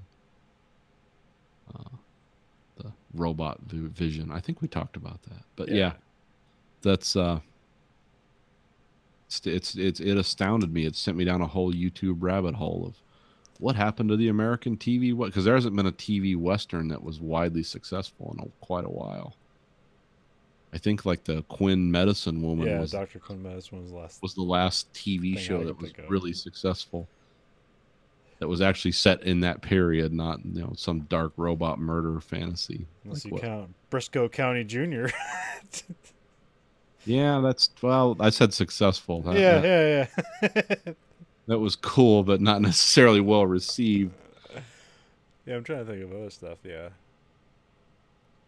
I remember Bonanza was on when I was a little kid. Yeah. That needs a reboot. Yeah, there's Game of Thrones storyline. Ranchers just murdering each other. Is it raining or is that just blood pouring from the roofs, from the throats of children? Yeah, it's like, this is a fucked up Bonanza.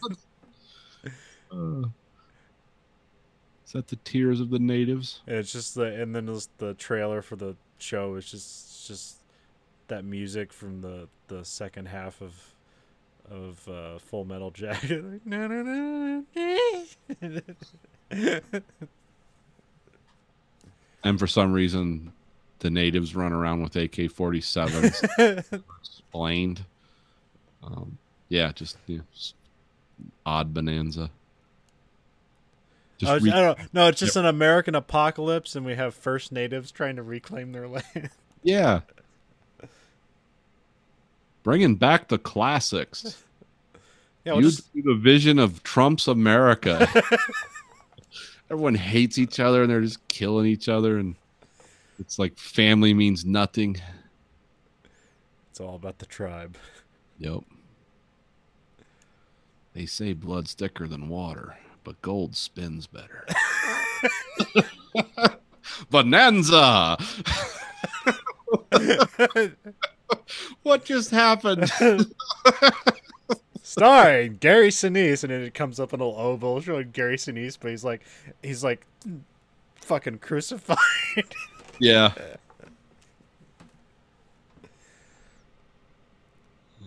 Just cast everyone from Game of Thrones just in Bonanza role. Peter Dinklage is Marshall Tucker.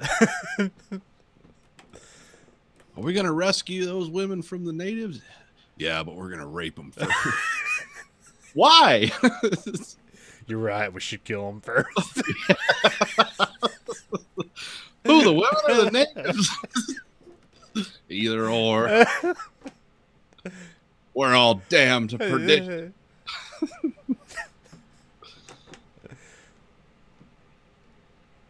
Yep. Yeah, we should pitch that one too. Anything you can imagine they've done or they're going to do. All right. Well, it's midnight. All right. And I'm ready for bed. Are you ready for bed? Sure. All right. Well, this week for the American Greed Factory podcast, this is Nathan. And this is Colin. Goodbye, America.